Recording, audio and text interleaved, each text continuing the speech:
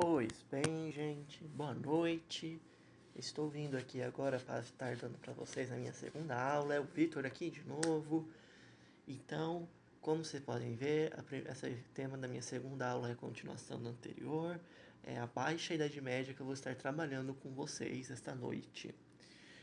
Pois bem, antes de começar de fato a parte de Baixa Idade Média, eu preciso dar um aspecto da Idade Média que fica um pouco de fora. Como eu falei muito na aula passada, boa parte do que a gente trata como Idade Média no vestibular, quando a gente fala de feudalismo, essas coisas, a gente está falando do antigo Império Romano do Ocidente, mais especificamente a parte ocidental dele, ou seja, a parte que se encontra na Europa. Entretanto, eu preciso começar a tratar com vocês um pouco. Apenas um pedacinho dessa aula vai ser dedicado ao Império Romano do Oriente, porque ele vai ter uma parte muito importante na nossa aula mais para frente. E também porque parte dele cai também no vestibular. Então, sem mais delongas, vamos começar essa festa. Pois bem, gente, quando a gente fala no Império Romano do Oriente, a gente está falando, na verdade, do Império Bizantino. Aí nós está perguntando, de onde saiu esse nome? Pois bem, este nome surgiu de uma região chamada Bizâncio, e foi onde Constantino, um dos imperadores romanos mais famosos de longe, ele decidiu fazer a capital de sua cidade em Constantinopla, em uma região chamada de Bizâncio, portanto, Império Bizantino. O Império Bizantino ele vai sobreviver de 476 d.C. a 1453. E nesse momento já deve estar desesperado. Meu Deus, eu preciso pegar todo um milênio de aulas sobre isso? Não. O vestibular ele é bem seletivo com o que escolhe. Então, a gente vai abordar bem poucos aspectos do Império Bizantino. Quem quiser saber mais, faça um curso de história, eu acho que deve ser extremamente interessante. Pois bem, gente, então qual é essa parte seleta do Império Romano do Oriente que a gente vai estar trabalhando? Então, a gente vai estar trabalhando principalmente esse cara aqui e sua esposa. Quem é esse cara? Esse cara é chamado de Justiniano I. E a esposa dele vai ser chamada Teodora. E os dois vão ser de extrema importância quando a gente estiver falando desse período. Pois bem, por que Justiniano foi tão importante assim? Bom, ele teve uma série de ações que ajudaram a consolidar seu poder. A primeira e considerada mais importante atuação dele é o que a gente chama do papel dele na unificação da religião. O que eu quero dizer com isso? Aqui está falando de unificação em dois aspectos. O primeiro aspecto da unificação da religião é o que a gente chama de cesaropapismo, em que ele une o poder religioso com o poder político, os poderes temporal e secular. Ele une esses dois poderes de uma forma que a gente chama de cesaropapismo, em que o líder da igreja é o mesmo líder da religião. Nota, quando a gente está falando disso, né, esse termo cesaropapismo, ele se aplica apenas a esse período da história. Ele vai ter outros temas ao longo do tempo em que eles vai ter aspectos diferentes. Então, quando a gente fala de cesaropapismo, a gente está falando da Idade Média. Ok. O que foi esse segundo sentido de unificar a religião? Ele literalmente unificou o que significa ser católico na época. Como assim? Como ele unificou o que é ser católico? Ele combateu o que a gente chamava de heresia. E o que é uma heresia? A gente vive ouvindo esse termo na cultura popular, essas coisas, mas o que de fato foi as heresias? As heresias são, em suma, qualquer ideia que é diferente do que a matriz principal da igreja diz ser. Como assim? Se eu vejo um copo e eu sou o líder da igreja, e esse copo está com água pela metade, eu falo, este copo é meio cheio. E você fala, não, mas esse copo está meio vazio. Você é herege e você é meu inimigo. Então, em suma, quando a gente está falando de religião, especialmente a religião católica, né, As heresias é qualquer coisa que difere do que a igreja entende como sendo material religioso. Então, se você discorda de algum aspecto que a igreja fala ser o certo, você é um herege. E quais foram as heresias que Justiniano enfrentou? A primeira delas é uma heresia que surgiu numa cidade chamada Ária. Então, é o arianismo. Nota, por favor, quando a gente vai falando de arianismo no Império Romano do Oriente, não vai falar de Hitler. Não tem nada a ver. Os nomes são iguais, mas não tem nada a ver. Não tem nada a ver com raça pura. Aqui, arianismo é a ideia de que Cristo foi apenas homem e que a maior parte do que a Bíblia diz é apenas uma série de metáforas. Então, Cristo seria apenas homem e nada mais. Ele é filho de Deus, assim como todos nós, não um filho direto de Deus. A segunda ideia é a ideia do monofisismo. É a ideia de que Deus, quer dizer, a ideia que Jesus Cristo era apenas Deus. Então não existia um homem, existia um certo tipo de personificação. Então, então Cristo é apenas Deus. Ele não tem parte humana. E por último, um religioso chamado Nestório criou uma teoria chamada de nestorianismo. Nesta teoria, diz que às vezes Jesus era homem e às vezes era Deus. Como assim? Que dependendo do aspecto da história da Bíblia, em algum momento estamos falando apenas de Jesus como homem e às vezes ele é substituído pela imagem de Deus. Então essa é a ideia do nestorianismo, uma alternância entre o que é ser Deus e o que é ser homem. Se você está perguntando, tá, mas então o que ele defendia? Então a igreja, nessa época e ainda hoje, defende a ideia de que Jesus Cristo era Deus e homem simultaneamente a todos os momentos, sem separação. O Verbo se fez carne e, portanto, Deus e o homem estavam unidos em Jesus Cristo. Essa é a ideia principal da Igreja Católica. Ok, qual foi a segunda grande contribuição dele? A segunda grande contribuição é construir esse grande prédio que vocês estão vendo aí, que é o que a gente chama de Hagia Sophia, ou então Santa Sofia, ou ainda a Igreja do Santo Conhecimento. Sofia, para quem não sabe, é uma palavra que antigamente se relacionava com conhecimento. Então, se tiver alguma Sofia aqui me ouvindo, parabéns, você é a personificação do conhecimento. Ok, esse prédio que eu estou mostrando para vocês é o prédio original? Não, não é. Eu vou estar abordando isso mais para frente. Mas essas quatro torres ao redor dele não foram criadas pelo Justiniano. Ok. Quais foram as outras contribuições de Justiniano? Aqui primeiro estou colocando o quadro da Teodora, a esposa do Justiniano, certo? E essa mulher ela vai ser extremamente influente. Ok, qual foi a segunda grande contribuição de Justiniano? Justiniano pegou e decidiu reformar totalmente as leis do Império Romano.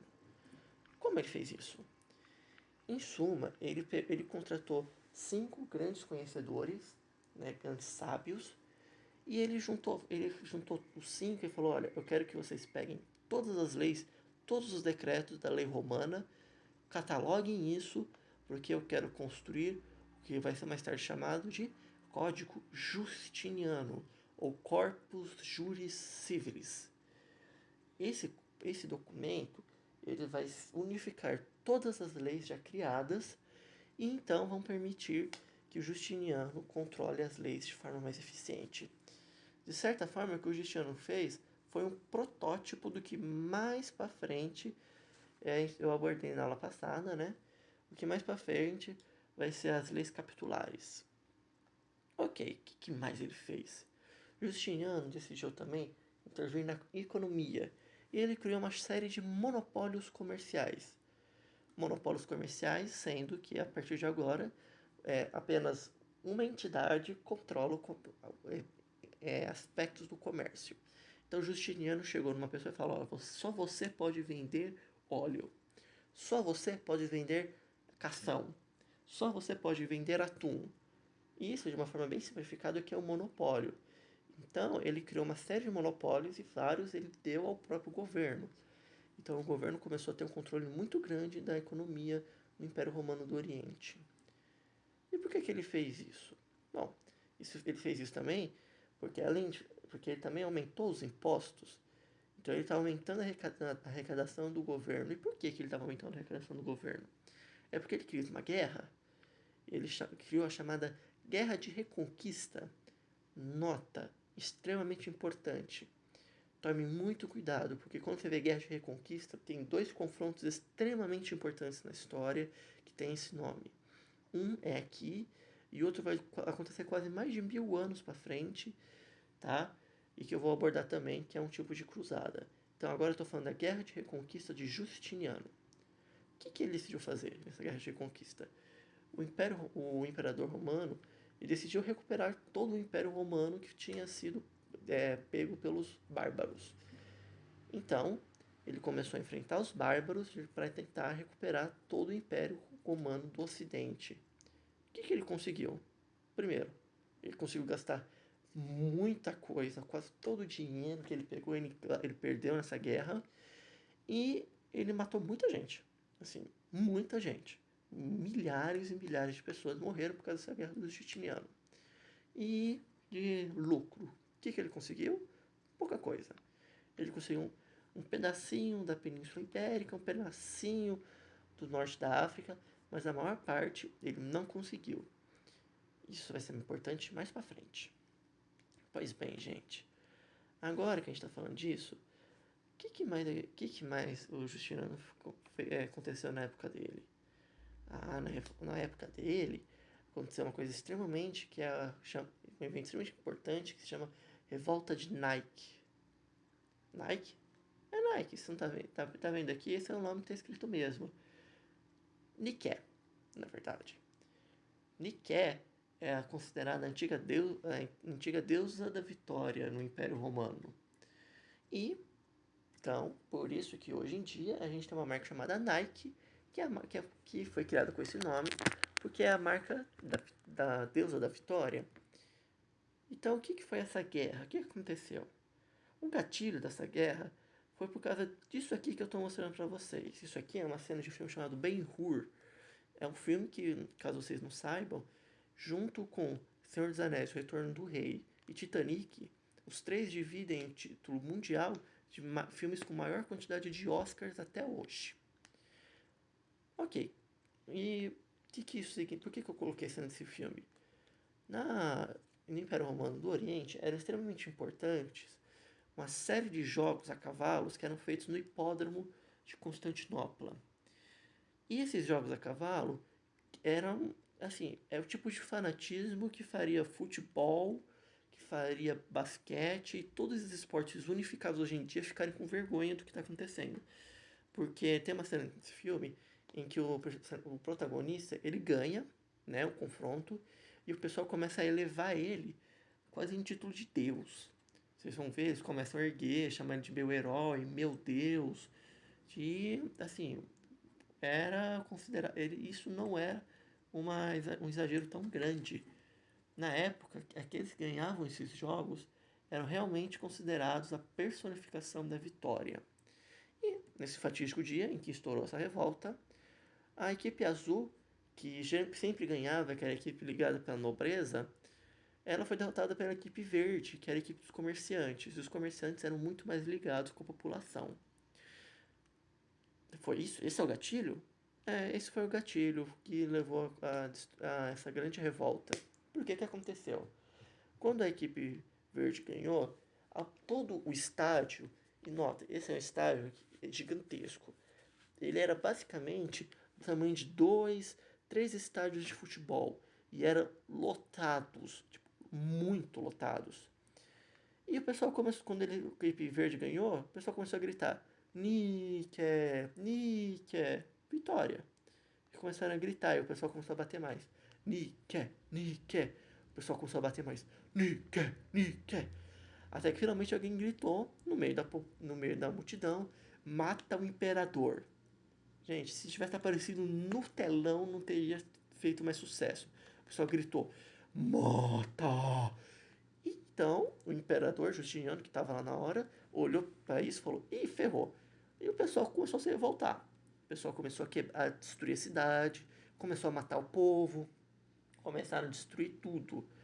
Nesse momento, Justiniano ele decidiu se esconder embaixo da cama e foi a Teodora quem teve que intervir. Mas eu estou me avançando um pouco. O pessoal realmente entrou em guerra porque a equipe verde ganhou? Não. Tem 3 motivos dessa grande revolta. Primeiro motivo, uma coisa que nós brasileiros estamos muito acostumados: aumento dos impostos. Lembra que eu falei? O Justiniano tinha aumentado os impostos para fazer a guerra. Então isso causou uma grande revolta na população. O segundo motivo era o próprio autoritarismo justiniano. Ele era extremamente intolerante, ele controlava demais o comércio, a política, e isso dava uma grande revolta nas pessoas, porque o governo dele podia fazer o que quiser. E, por último, foi o fracasso na Guerra de Reconquista. Quer dizer, ele fez tudo que fez, investiu tudo que fez, matou tanta gente para não conseguir quase nada. Esses são os verdadeiros fatores da revolta de Niké. Esse evento no hipódromo foi apenas o gatilho que levou o pessoal a decidir se revoltar. Esse tipo de vitória faz com que o pessoal se sinta no direito. Por isso que é interessante a gente sempre esperar pela vitória nesse tipo de evento, nesses períodos de revolução. Pois bem, com isso, essa forte revolta popular começou a estourar em tudo. E então, o que Teodora fez? Teodora chegou no chefe das tropas e falou: emissário, amanhã de manhã eu quero sair na cidade sem escolta. O emissário olhou para ela e falou: como assim? Você vai morrer. Vocês vão morrer se fizer. Ele falou: não, eu quero sair sem escolta. Você entendeu ou você não entendeu? O emissário falou: entendeu.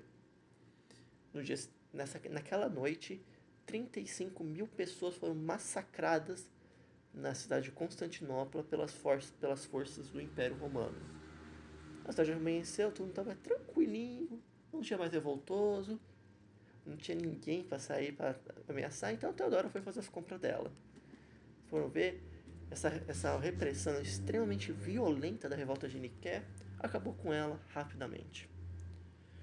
Pois bem, isso aqui, como é natural de todo mundo, um dia Justiniano morreu e depois Teodora. Com isso, a gente fala que o Império Romano do Oriente entrou lentamente em declínio, porque nenhum outro grande líder surgiu. Surgiram alguns, teve alguns outros eventos interessantes. O primeiro evento interessante que a gente tem que abordar é o que a gente chama de questão iconoclasta. Ícone que? Iconoclasta. Ícone, imagem, clasta, destruição. É a destruição de imagens que começou nos anos 730. Por quê? O povo do Império Romano do Oriente era um povo extremamente religioso. E, portanto, muitos padres, muitos líderes religiosos usavam de imagens cristãs, imagens religiosas, para controlar o povo. Você está falando controle da mente? Não, não, não. Na verdade, sim, controle da mente. Porque eles usavam essas imagens, para influenciar as pessoas e tomar o poder. Isso, na verdade, foi uma grande tentativa de novamente controlar a religião e de acabar com os focos de poderes locais. Então, quem começou com isso foi Leão III, só que ao longo do tempo isso se perpetuou. E como o Império Romano do Oriente acabou? O Império Romano do Oriente acabou porque, como eu disse, depois de Justiniano e Teodora, não teve nenhum grande líder. Então, os líderes que sucederam acabaram lentamente perdendo territórios, especialmente para os turcos otomanos. Os turcos otomanos eles começaram a invadir lentamente o Império Romano do Oriente nas suas bordas, nas suas fronteiras. E aquele que vai ter a maior representatividade é esse cara que está aparecendo para vocês, que é o cara que a gente chama de Maomé II. Esse cara, ele conseguiu unificar todos os árabes sob sua bandeira, E em 1453 ele finalmente toma a capital, Constantinopla. Com a queda de Constantinopla, a gente fala que se encerrou o Império Romano do Oriente e, portanto, se encerrou a Idade Média. Vocês vão ver a destruição de Constantinopla, a destruição final do Império Romano, marcou o fim da Idade Média. E até quando esse Império Turco-Otomano vai continuar? Até 1917, quando ele é fragmentado após a Primeira Guerra Mundial. Esse é um dos impérios mais antigos, que duraram mais tempo em toda a história da humanidade.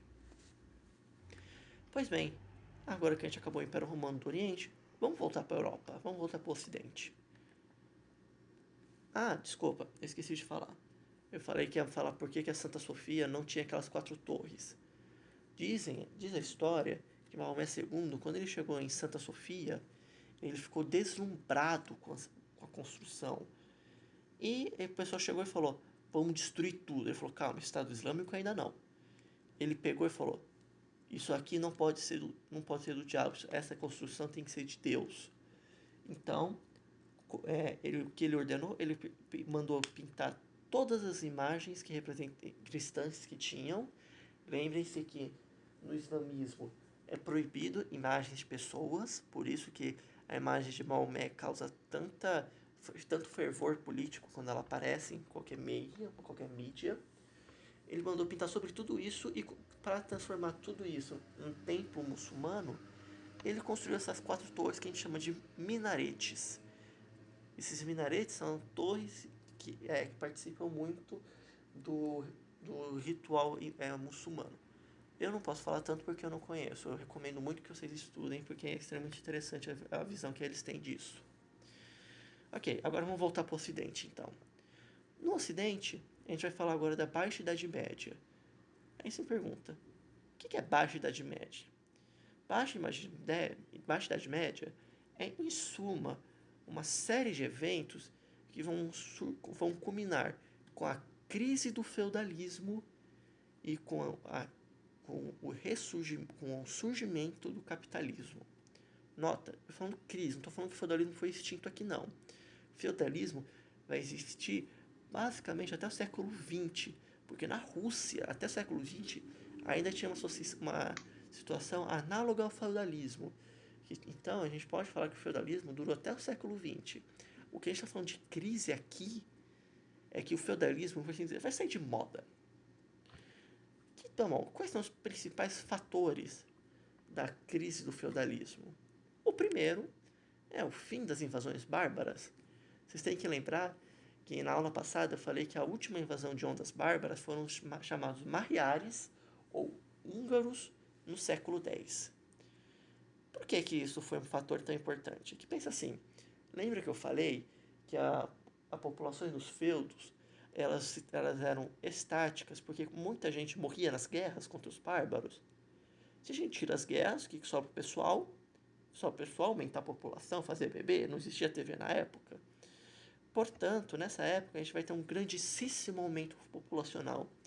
Isso vai criar um problema muito grande, que se vocês lembrarem também da minha aula passada, a gente fala que a produção feudal é estática. Se eu faço 1000 alqueires de milho num ano, eu vou fazer no ano seguinte 1000 alqueires de milho, eu não vou mudar. Então, se está aumentando a população e a produção é a mesma, matemática básica, isso vai levar a uma falta de recursos, isso vai causar uma série de problemas.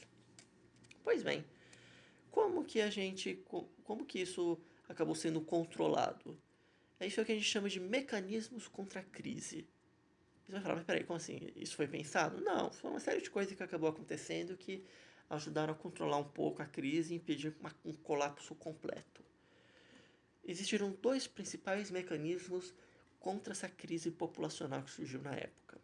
O primeiro, se tem muita gente, vamos matar essas pessoas. Foi intencional? Não, mas acabou influenciando muito. Então, como que a gente eliminou o excedente da população? A gente vai primeiro ter as cruzadas, depois a gente vai ter uma coisinha chamada crise do século XIV e a crise do século XV. que vão estar controlando a população. Só isso? Não. O sistema tem que mudar. E o sistema mudou. A produção se tornou dinâmica. E com ser dinâmica, eu quero dizer que o capitalismo surgiu. É o capitalismo que a gente tem hoje em dia? Não, é totalmente diferente. Mas as bases do capitalismo surgem nessa época. Pois bem, vamos começar a falar então dessa eliminação do excedente populacional. E o primeiro movimento que causa isso é o que a gente chama de cruzadas. Tem uma definição sensacional de cruzadas, que é um cara chamado Mark Bloch, um historiador, sim, um nome gigantesco na história, que ele define como um movimento expansionista cristão de caráter militar de combate ao infiel, tendo a cruz como símbolo. Todas as palavras aqui nessa definição são importantes. Então tá, vamos por palavra. Movimento autoexplicativo. Expansionista. Então quer dizer que esse movimento ele quer mais terras. Cristão. Então ele vai utilizar, ele é fundamentalmente um movimento religioso de caráter militar. O que isso quer dizer? Então quer dizer que o mecanismo para se conseguir essa expansão de terra é a guerra, combate ao infiel. Então ele vai focar principalmente nos hereges. Que são hereges? Lembre, hereges são aqueles que discordam das posições oficiais da igreja, tendo a cruz como símbolo. Então a gente vai ver neles frequentemente a cruz, em escudos, em estacas, em espadas, em capacetes, em banners, tudo isso. Então, essa definição a gente não desperdiça nenhuma palavra.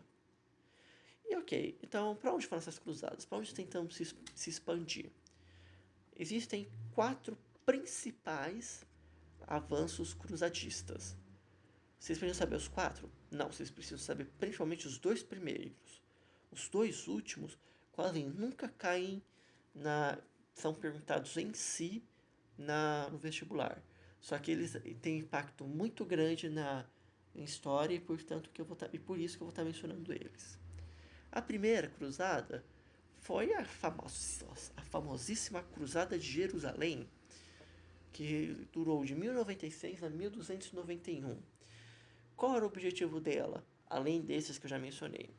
Em suma, é de recuperar o Santo Sepulcro, ou o Túmulo de Cristo. Essa aí é aquela famosa que aparece em um monte de filme, em jogo, em livro, e a primeira coisa que o pessoal pensa quando se pensa em cruzada, que é aquela que o pessoal foi até Jerusalém e tentou retomar o túmulo de Cristo. E quem começou isso foi esse cara. Essa pintura ela é de um autor anônimo, desconhecido, do Papa Urbano II. Foi ele quem convocou a primeira cruzada e convenceu os nobres a investirem nisso. Ok, então quais foram os principais resultados dessa cruzada? Ela vai ter resultados extremamente importantes que eu vou estar abordando mais para frente. Só que eu já posso falar, o objetivo principal dela falhou. Foram inúmeras cruzadas, se eu não me engano foram 11 cruzadas, sendo que 2 cruzadas, uma tem o nome de Cruzada dos Mendigos e outra Cruzada das Crianças.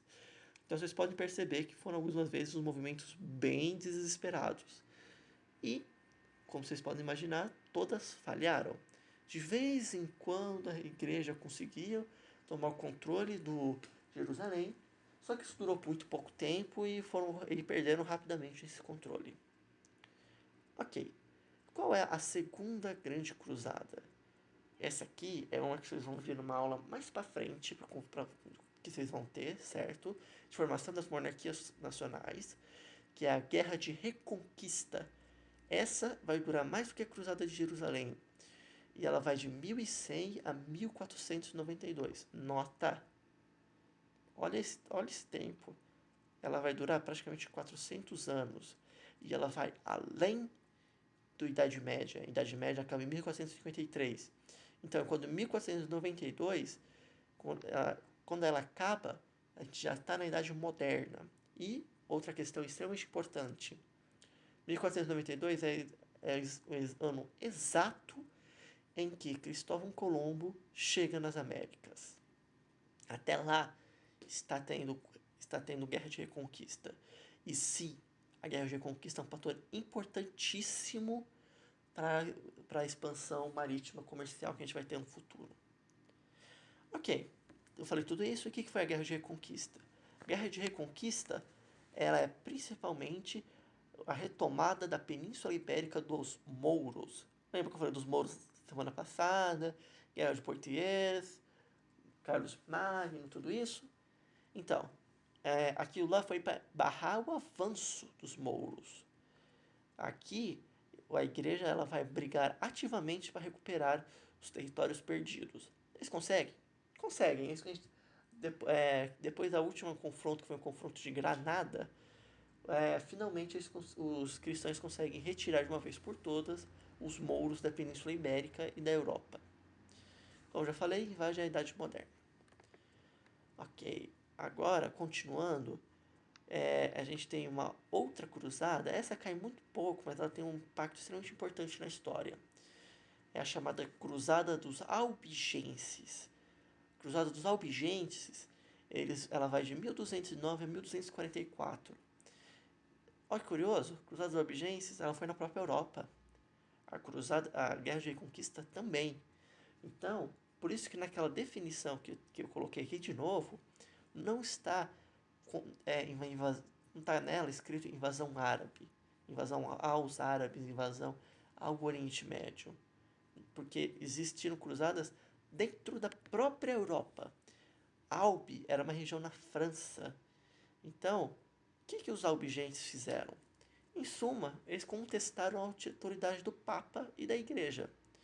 Então eles chegaram e falaram: o Papa não, o que ele está falando não é de Deus, o Papa não representa Deus, ele representa outros interesses, e a gente não vai seguir mais o Papa. Isso é, por definição, uma heresia. Eles são, então, infiéis e a igreja vai massacrar eles. E é nessa época que surge um instrumento que vai perpetuar por muitos anos, né, muitos séculos, uma característica muito forte da Igreja Católica nesse período. É aí que surge isso que vocês estão vendo aí, nesse quadro de um espanhol chamado Francisco José de Goya y Lucientes. E essa aí é uma imagem da Inquisição. Foi na Cruzada dos Albigenses em que a igreja instituiu a Inquisição para se combater o infiel.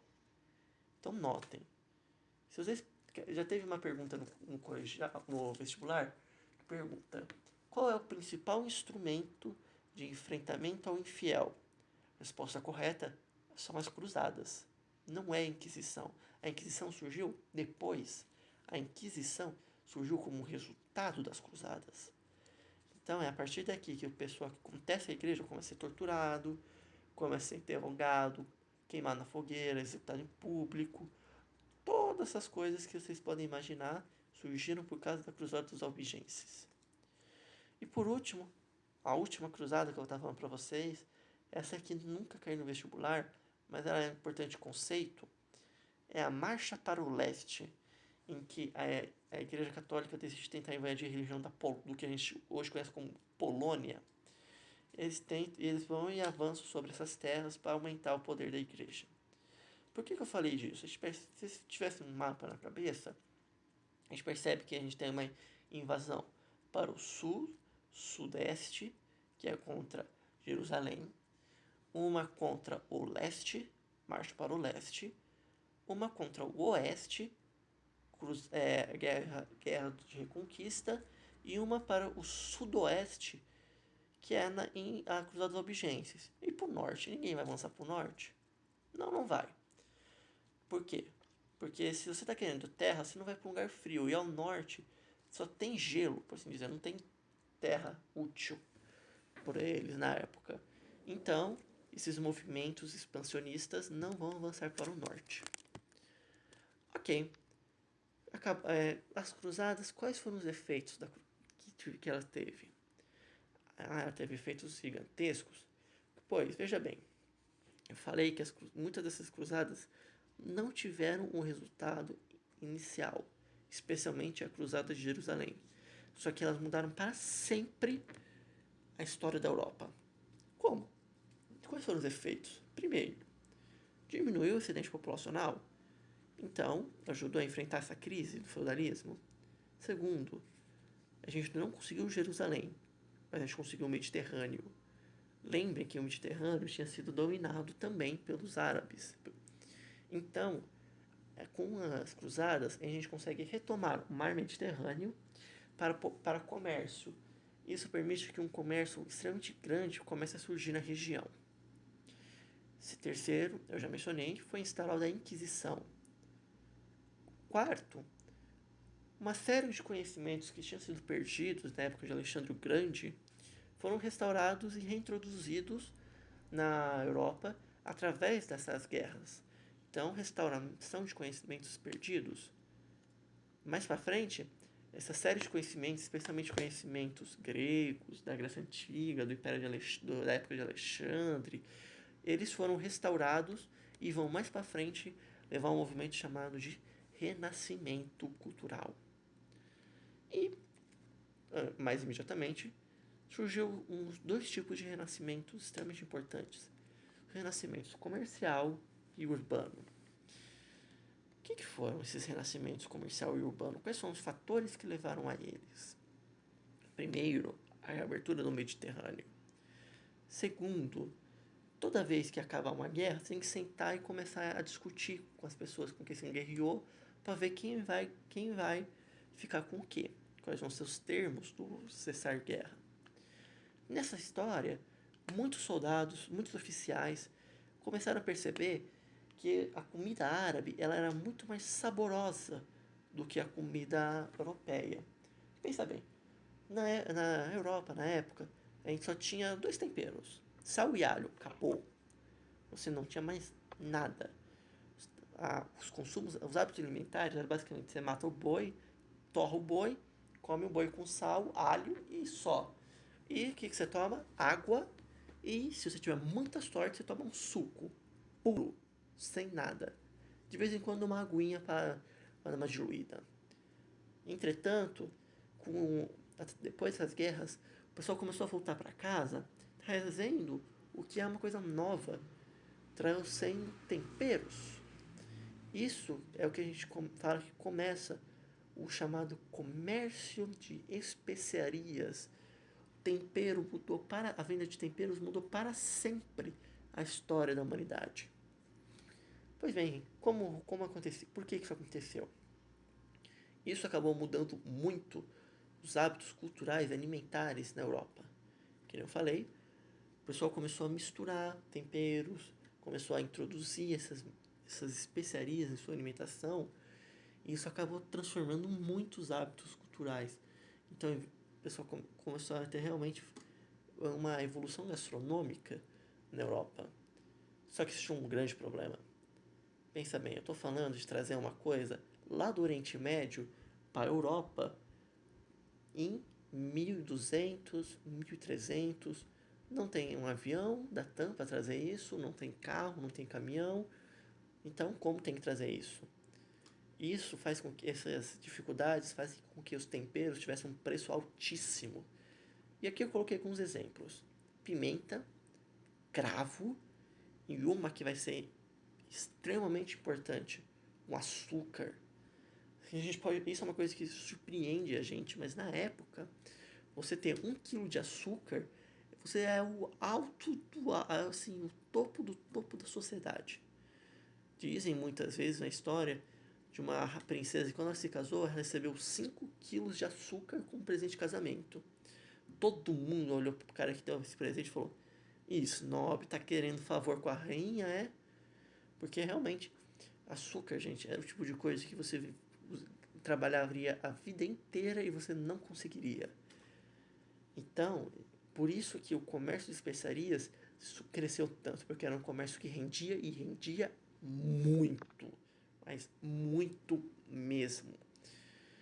Ok, com isso, o pessoal começou a usar certas rotas com mais frequência. O pessoal perguntava, esse caminho aqui é melhor do que o outro, esse aqui é melhor que esse aqui é ruinzinho, vamos pro outro. E surgiram duas principais rotas. Primeira é a rota marítima do Mediterrâneo, que não era uma coisa fixa, simplesmente a pessoa que ia de barco, só que quem não tinha condições de ir de barco ia por terra. E surgiu uma rota terrestre de um nome que todo mundo já ouviu falar, que é o que está aparecendo nessa imagem aí. É a rota terrestre de Champagne. Nota, Champagne é um nome que apenas a França tem o direito de se usar. Essa bebida francesa é a única que tem direito de ser chamada de Champagne. Tem outros termos que se aplicam em outros lugares. Frisante, espumante, aqui no Brasil, cidra. Mas, se você fala de champanhe, você está falando de algo exclusivamente francês. Então, essa rota terrestre de Champagne, ela se tornou o principal entreposto comercial terrestre quando a gente fala do comércio de especiarias. Especialmente uma cidade chamada Lyon, que até hoje existe na França. E, então, se você tem essas rotas terrestres, invariavelmente o pessoal vai começar a se fixar lá. O pessoal começa a construir barraquinha, surgem as feiras medievais. As feiras medievais são extremamente importantes. Então vamos começar a falar delas. O que era exatamente as feiras medievais? Qual eram as características? Logo no começo foi criado um problema muito grande. E surgiu o problema de que, assim, lembra que eu falei na aula passada que o feudalismo, a principal forma de comércio dele é a economia natural, o escambo.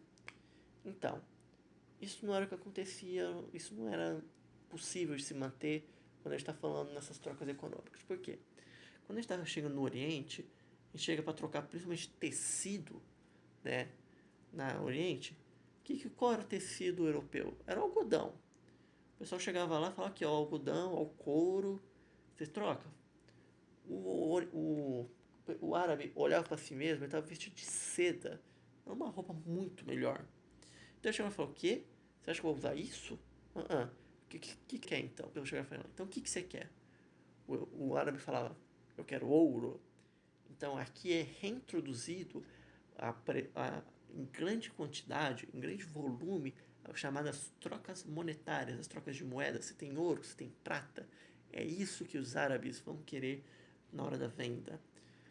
Aí você fala: tá, mas espera aí, como eu vou fazer isso? Porque até o momento toda a nossa cultura era feita exclusivamente por trocas. Como que eu vou estar fazendo essa troca então? Bom, você pode pegar um empréstimo. É aqui que reaparecem as atividades bancárias.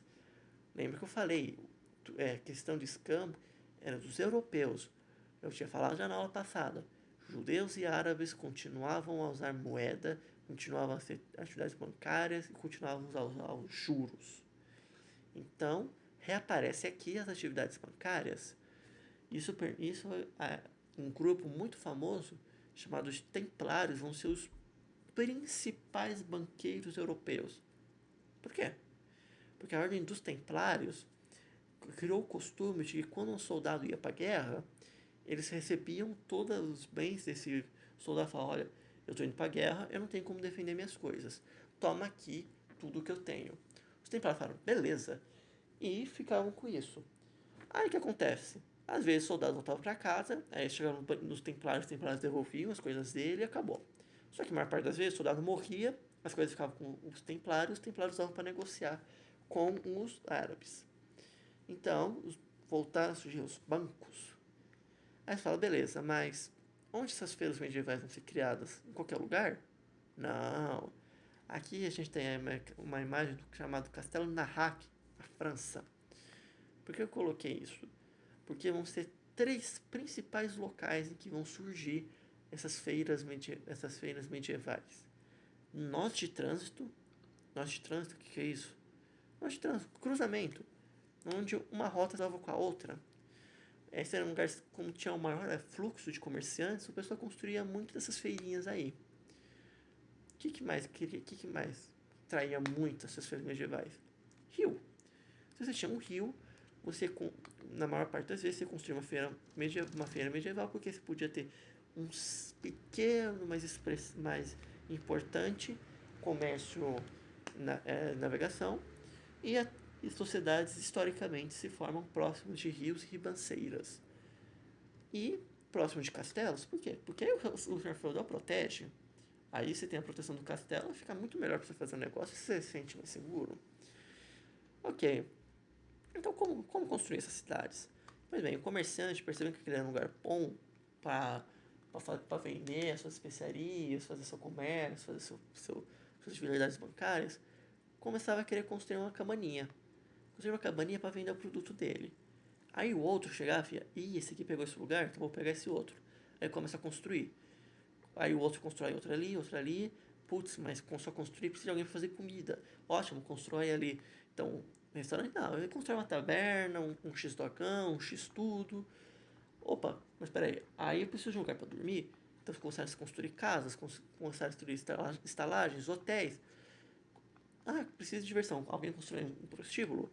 Começaram a surgir então comércios, serviços, eram então recriadas nesses lugares que a gente chama de cidades. É aqui que as cidades europeias começam a nascer. Como eram as cidades europeias? Bom, se a gente tem uma cidade, a gente precisa então de reabastecê-la. Então as cidades surgiram muito da necessidade de reabastecimento e, como eu já falei, garantia de espaço. Ah, então elas já eram chamadas cidades? Não, não, não. Elas começaram, a cada lugar que elas eram criadas, elas começaram a receber um nome diferentes. Em partes da Itália, elas começaram chamadas de urbi. Então, a gente está falando aqui de urbanização. Outros lugares, em que não tinha tanta dependência do senhor feudal, também na Itália, eles começaram a chamar de repúblicas, porque elas eram auto-administradas. E, na região da Alemanha, elas chamadas de burgos. Opa, burgo. Opa, então aqui a gente está falando do surgimento da burguesia. É daí que vem o nome da cidade de Hamburgo. Não vem de hambúrguer esse nome, não. Hamburgo é a cidade de Ham, o burgo de Ham. Então, portanto, Hamburgo. É onde surgiu o hambúrguer, mas não tem nada a ver. O alimento recebeu o nome da cidade, não o contrário. Ok, mas era tudo a mesma coisa? Não. Tinham 3 tipos de cidade principalmente. O primeiro tipo era chamada cidade real. O que é cidade real? É a cidade que foi criada pelo próprio senhor feudal para aumentar a sua própria arrecadação. Então, o senhor feudal controlava tudo, dava sua segurança do castelo, dava controle, tinha um controle, mas ele que administrava os finalmente. Ele era o poder máximo nessas cidades. Só que algumas cidades, principalmente aquelas que não estavam tão próximas de castelos, começaram a usar seu dinheiro para comprar as chamadas cartas de franquia. São chamadas cidades francas. O que eram essas cartas de franquia? Abrir uma loja? Não.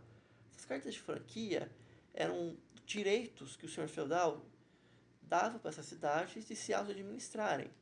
Então, era basicamente, elas pagavam pela sua liberdade para o senhor feudal, e o senhor feudal falava, beleza, então vocês ficam aí, toma aqui sua carta de franquia. Só que algumas vezes o senhor feudal ou recusava, né, esse direito, ou simplesmente voltava atrás e falava, não, eu quero que vocês voltem a me obedecer. Dessas cidades que surgiram conflitos foram construídas as chamadas comunas. Até hoje, muitos locais na França são chamados de comunas, não de cidades. Pois bem, tendo falado isso, vamos falar um pouco, vamos pintar um quadro para vocês. Como eram essas cidades? Bom, a gente está falando de pessoas com muito dinheiro, com muitos recursos, então a primeira coisa que elas vão querer é uma segurança. Então, elas vão querer muralhas, eram todas cidades muradas. Às vezes era muralha do castelo, às vezes eram uma que eles construíram na hora. Lembra que eu falei para vocês também? Elas eram construídas conforme o pessoal ia chegando. Então, elas eram extremamente desorganizadas. Outra coisa importante: se eram desorganizadas, eram construídas no momento, e elas eram muradas, quer dizer que o espaço físico é limitado. Então, as cidades eram extremamente populosas e estreitas. Pra vocês terem uma ideia, um corredor de casa, um corredor de prédio, eram as chamadas ruas. Se uma carroça conseguisse andar sem ter que trombar em outra, isso aí já era um luxo extremamente grande. Era assim, deve ser a principal avenida da cidade. Então, eram extremamente estreitas. Elas também eram feitas de quê? Concreto, vergalhão, viga de aço? Não, eram feitas de madeira. Aí era a alvenaria básica. Então elas eram feitas de madeira. Nota: lugares desorganizados, feitos de madeira e estreitos. A gente está falando da Idade Média. Como a pessoa ilumina? Não ilumina. Não tinha iluminação pública. Então, para você ter luz, tinha que acender vela. Opa, vela, cidade desorganizada, estreita, feita de madeira. Gente, quando pegava fogo, não sobrava nada. Começava a pegar fogo, se você conseguisse, se tivesse sorte, você salvava o que estava ao redor. Senão ia tudo pro brejo. Ia queimar tudo. É o que acontecia depois que queimava. Tirava os mortos, tirava a madeira, chega o pessoal novo, constrói em cima e acabou. Não tem, o pessoal não se preocupa muito com isso não. Como eu falei, o espaço era extremamente disputado. Não tem iluminação pública. De noite você tá andando sozinho nessa cidade de noite. Bom, você está pedindo para morrer? Eram cidades altamente inseguras. Você tem uma ideia, nem a polícia saía de noite. Como você vai sair de noite se você não tem iluminação? Polícia, gente, naquela época, policiamento era o seguinte: a pessoa atacar durante a noite, putz, você ouve um grito, chega de manhã, se a pessoa tiver sorte, a pessoa está viva, senão você tenta limpar a bagunça e descobrir quem fez. Porque como a polícia vai sair de noite, como eles vão chegar um lugar totalmente escuro, você vai chega lá um guardinha com uma tocha na mão, na escuridão, iluminado como um alvo. O cara ia morrer também. Então eram extremamente inseguras. Agora, a próxima característica, eu coloquei essa fotinha aqui da minha cidade natal, São Paulo, do rio Tietê, ou esgoto Tietê, é como eu prefiro chamar. Por que eu coloquei essa imagem? Porque essas cidades, elas eram extremamente sujas, porque não existia canalização, não tinha serviço de coleta de lixo. Então, o pessoal jogava lixo na rua. Se o pessoal tinha que ir no banheiro, bota a bunda para fora pela janela e solta que tiver que soltar. Não tinha esse cuidado. As cidades extremamente sujas, o lixo acumulado. Tanto que mais para frente, como vocês acham que a peste negra vai se espalhar? Eram condições sanitárias aterrorizantes. Opa, a próxima característica, que sempre era um povo extremamente religioso. Então, o que sempre tinha que ter? Aqui eu coloquei a foto de Notre Dame. Sempre tinha que ter uma catedral no centro. E especialmente nessa época, catedrais góticas. Que nem eu falei, vocês vão ter uma aula especialmente de arte e arquitetura nesse período que vai ter mais para frente para vocês. Então apenas saibam que no centro da cidade eram erguidas as chamadas catedrais góticas. E, por último, surgindo uma coisinha que talvez você já tenha ouvido falar: centro de conhecimentos, lugares em que o conhecimento saía dos mosteiros e monastérios e iam para cidades. Lugares em que se estudava sobre tudo, lugares que estudavam coisas universais. É nessa época que surgem as universidades. Vestibular também? Não, pelo amor de Deus, não, tem nada a ver. Mas basicamente eram locais em que se estudava de tudo. Surgiu a chamada filosofia das escolas, ou filosofia escolástica. Pois bem, tendo falado isso, vamos estudar um pouco como era a vida lá. Como funcionavam as cidades? As cidades são, principalmente centros de consumo. Era um local que você ia para fazer compras, fazer comércio. E como esse comércio era feito, como esse consumo era feito? Esses locais, eles eram lugares chamados oficinas. Não é para vocês pensarem em borracharia, essas coisas. Quando vocês estão falando de oficina, eu quero que vocês pensem nisso aqui, nessa imagem. Por quê? Essa imagem aí é o que é uma oficina. A oficina é qualquer lugar em que era exercido um tipo de profissão. Então, não existiam padarias, existiam oficina de pães. Não existiam sapatarias, existiam oficina de sapatos. E assim em diante. Então, como funcionavam essas oficinas? Quem trabalhava lá? Quais eram os seus profissionais? Bom, primeiro a gente tinha o chamado mestre de ofício.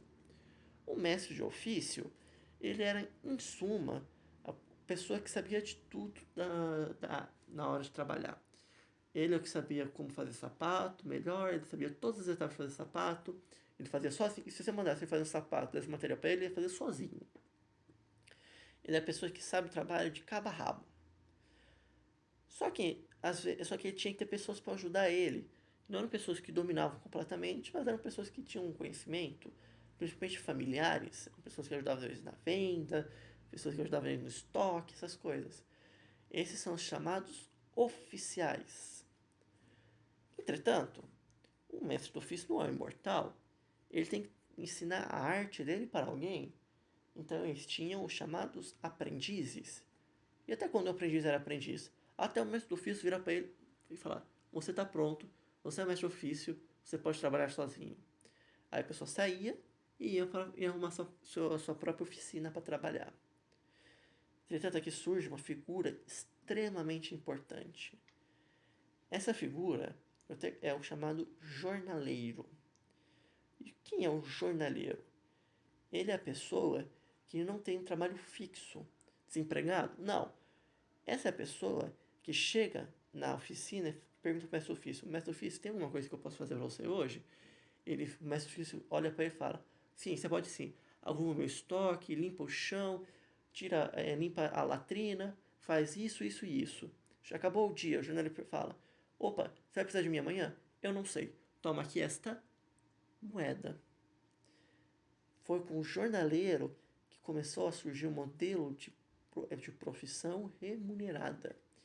Esses eram as pessoas que eram consideradas mais para baixo na categoria de trabalho. Só que as relações de trabalho que surgiram com esses jornaleiros se mantêm até hoje. Jornaleiro vem da palavra jorné, jornada, que significa dia. Então, o jornaleiro era o diarista dos mestres de ofício.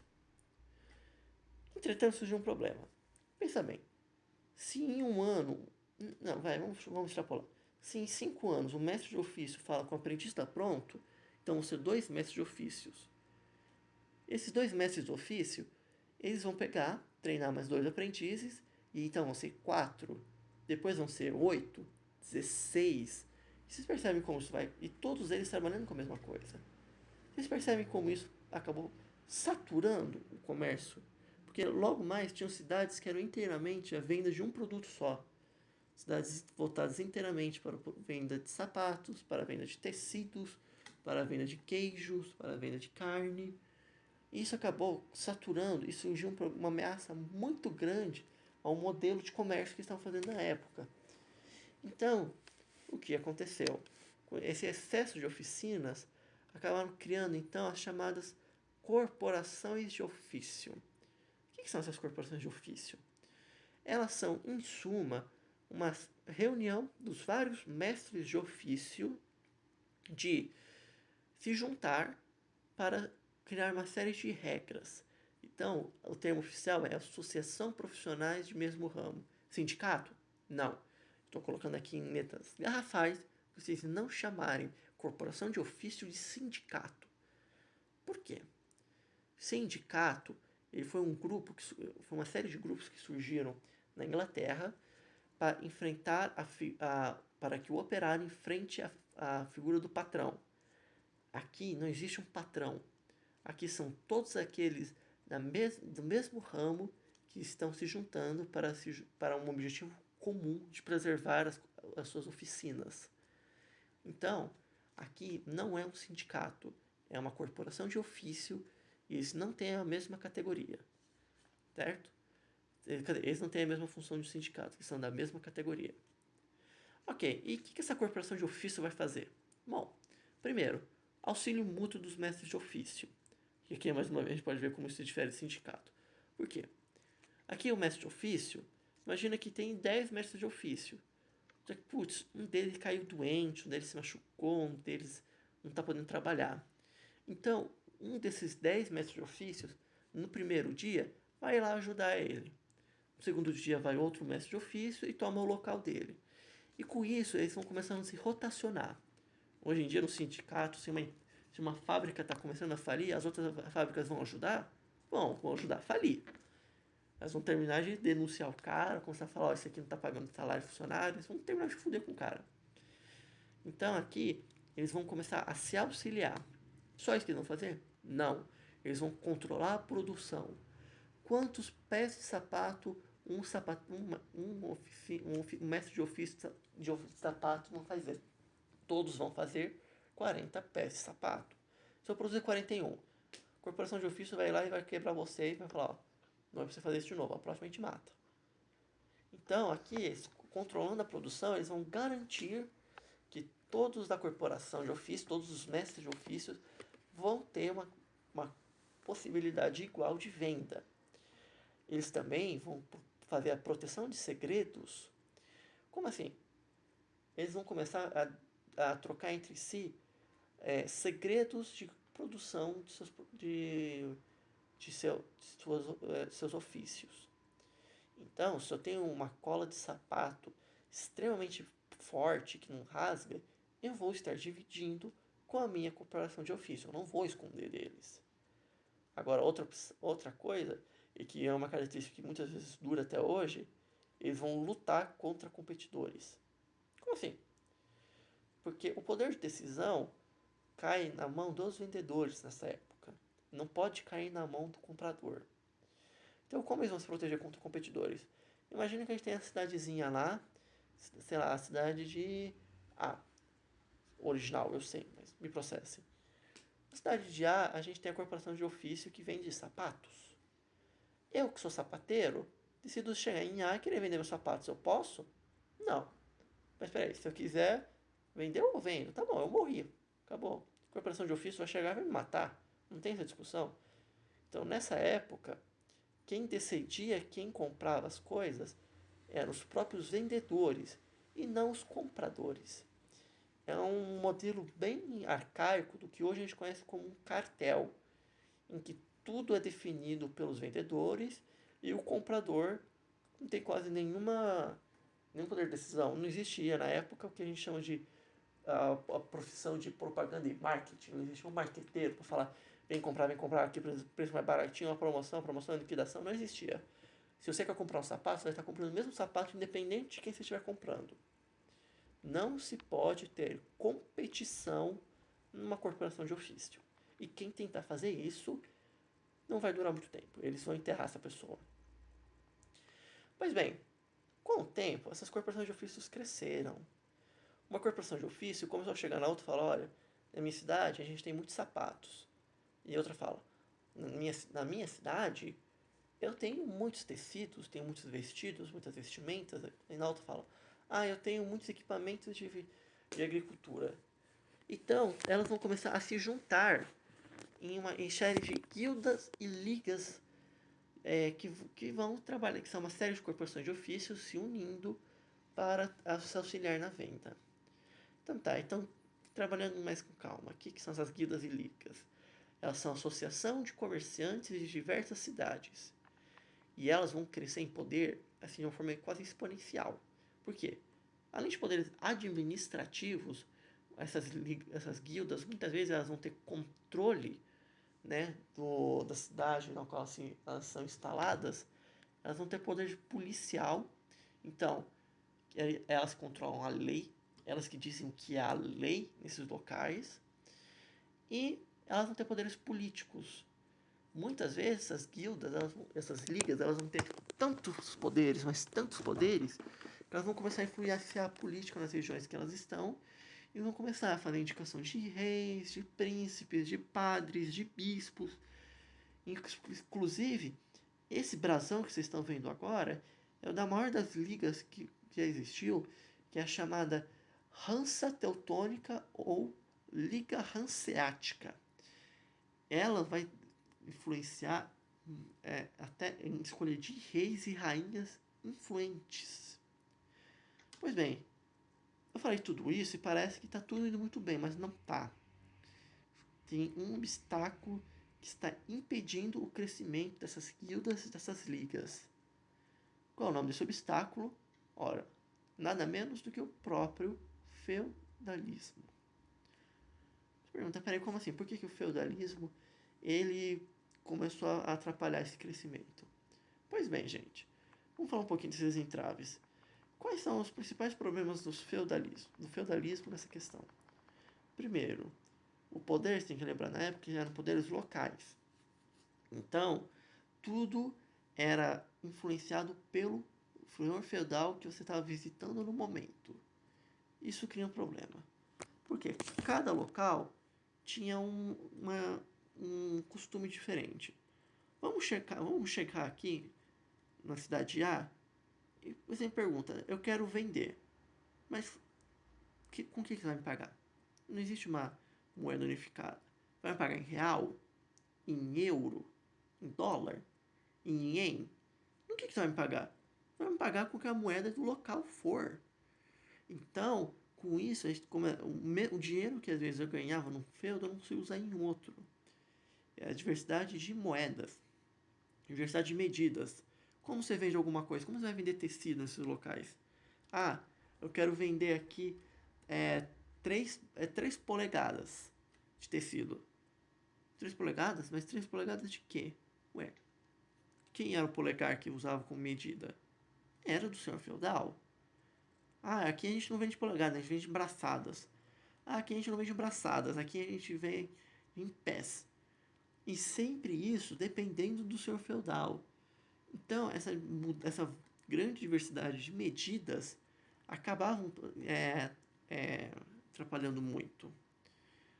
Outro problema muito grande, taxas. Chega um senhor feudal, num feudo, você fala, eu quero vender aqui, beleza, a taxa do senhor feudal é 10%. Fala, beleza. Chega no próximo e fala, não, aqui a taxa é de 40%. Fala, 40%? Isso é um roubo. Não, não é um roubo porque eu sou o senhor feudal, a lei é o que eu digo que é. Eu vou te processar. Beleza, quem manda sou eu. Então, assim, vocês percebem que o poder local, ele estar no controle, ele cria um problema muito grande, porque ele acaba impedindo que a economia cresça.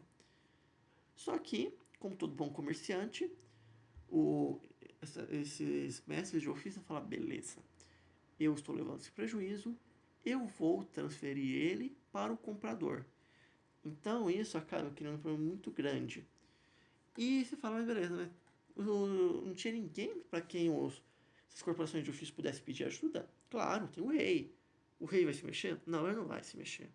O rei, ele era totalmente inativo nessas questões. Então, quando a gente está falando nessa época, a gente está falando de um problema muito grande de que o poder real, ele era insuficiente para estar influenciando essas questões.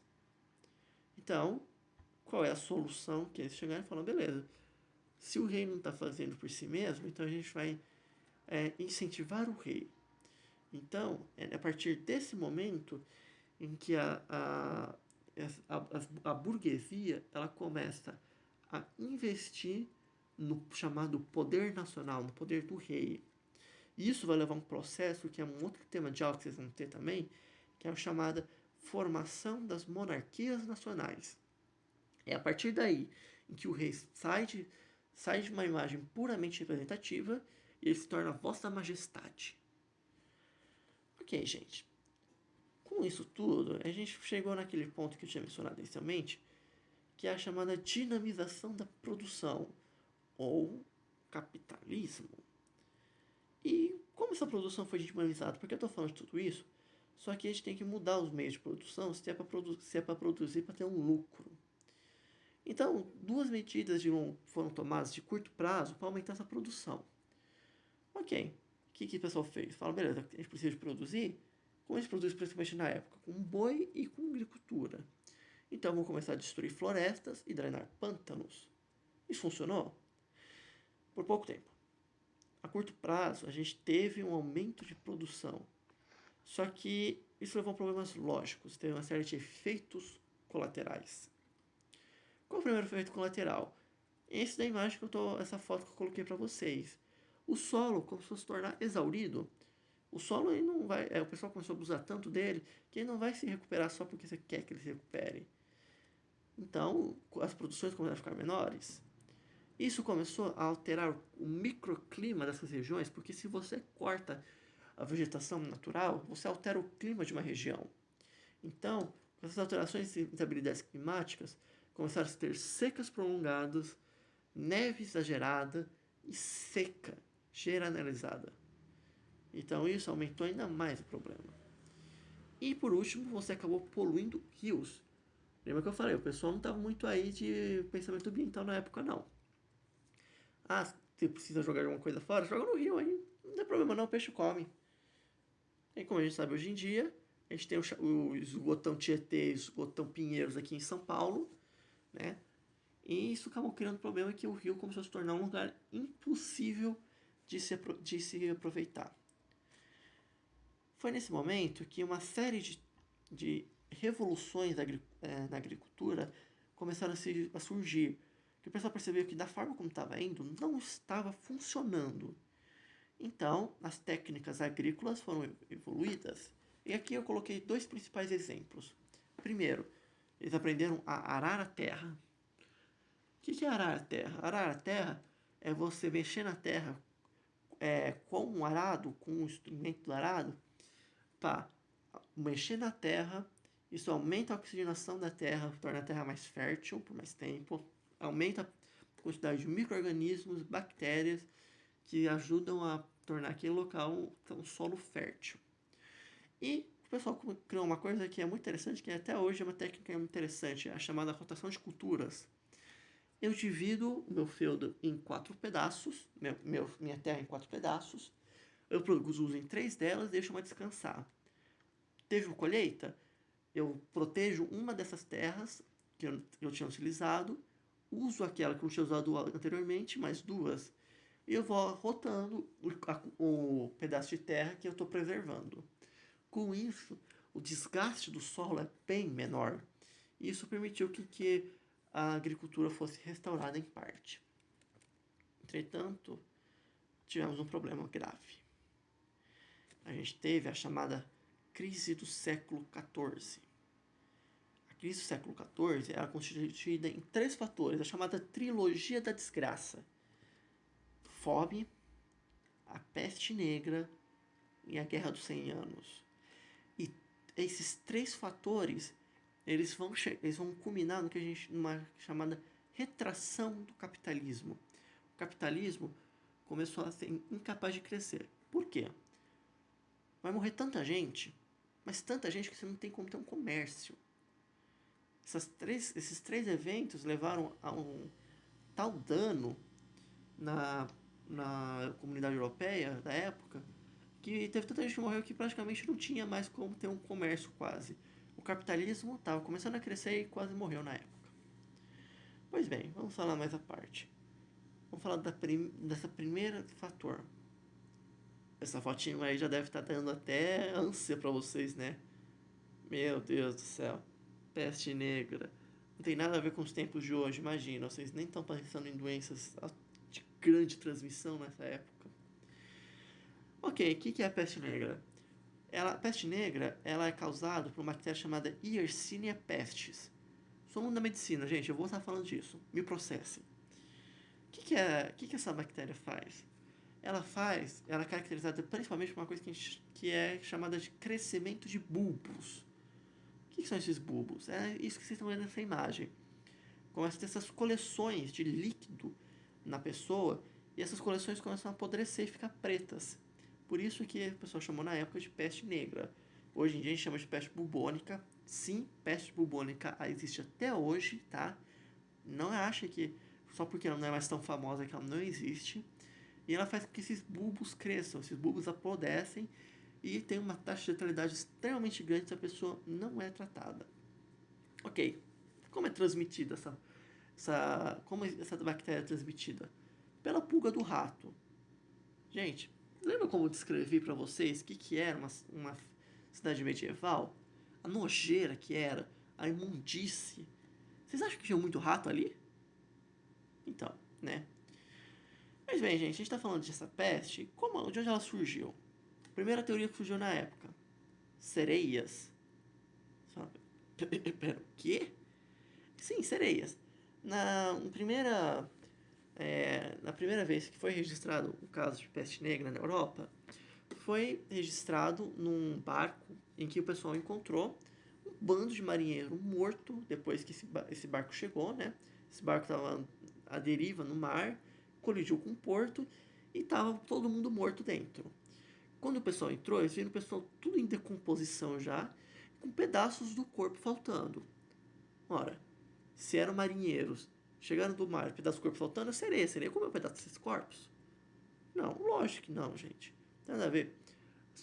Foram os ratos que estavam nesses navios, que esses navios eram infestados de rato, era mais rato do que madeira.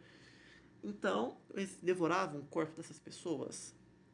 Pois bem, depois de um tempo surgiu a segunda teoria. A culpa é de quem? A culpa dos judeus? Ih, rapaz, o que tem a ver o judeu com essa história?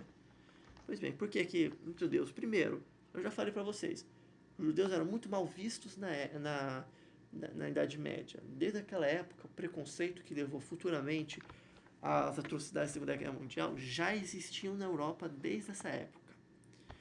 Por que os judeus, gente? Primeiro, o pessoal falava, os judeus não obedecem a Deus, os judeus não são cristãos, então Deus está punindo a gente por tolerar judeu. Então vamos começar a matar judeu, queimar judeu, destruir judeu, para ver se Deus perdoa a gente. Se alguém me explicar como isso é uma atitude cristã, por favor, deixe nos comentários do vídeo. Segunda teoria, e isso explica um pouco mais, é porque muitos desses comerciantes eram judeus. Então o que acontecia? O judeu ele pegava uma carga que estava infestada de ratos contaminados. E conforme eles iam na cidade, eles iam transmitindo esses ratos que tinham essas pulgas. Aí essas pulgas infectavam outros ratos e a peste se alastrava. Só que óbvio que não foram apenas os judeus, gente. Isso aí é a visão negativa que já tinham na época. Quase todas as religiões e etnias na época começaram a vender esses produtos e levavam a população de ratos junto. Vocês têm uma ideia? Um rato ele pode levar até 10 mil, 20 mil pulgas em si. Com essa quantidade de pulga, para mim é a pulga que está carregando o rato, mas ok, estou divagando. Agora vamos falar realmente das origens prováveis. A primeira origem é de que barcos mercantis naufragados, eles tinham esses ratos neles, já contaminados, que eles pegaram em algum porto no Oriente. Essa é a primeira. A segunda teoria é que surgiu na própria região por causa das péssimas condições de saúde que tinha e simplesmente permitiu que essa bactéria se originasse e se transmitisse de uma forma tão alastrada. A gente vai saber a história real? Não, a gente raramente sabe de onde começam essas pandemias. Pra vocês terem uma ideia, hoje em dia estão falando que é possível que não tenha começado de fato em Hong a crise do coronavírus, que talvez ela tenha surgido em outro lugar, só que ali foi apenas o primeiro centro de distribuição. A verdade é que a gente nunca sabe de onde surgem essas doenças. A gente tem teorias, mas de onde elas surgem mesmo a gente não tem como provar.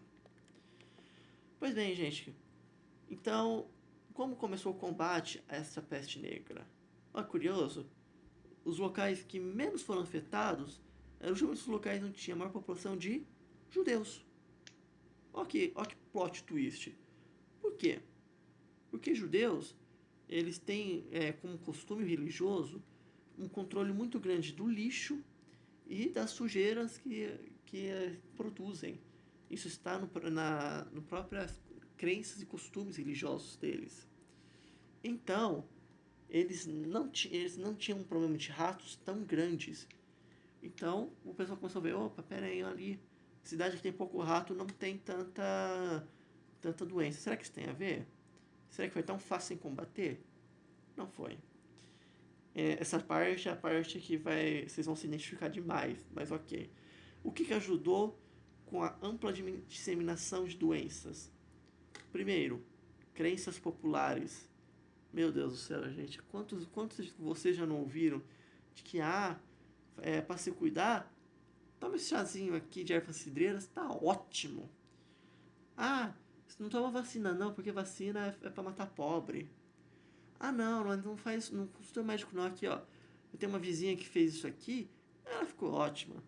Então, essa série de crendices populares impediram um combate mais objetivo da doença na época. Impediu que o pessoal, em vez de pensar, porra, o que tá fazendo com que o pessoal não fique tão doente? Não, simplesmente falaram, isso aqui vai resolver.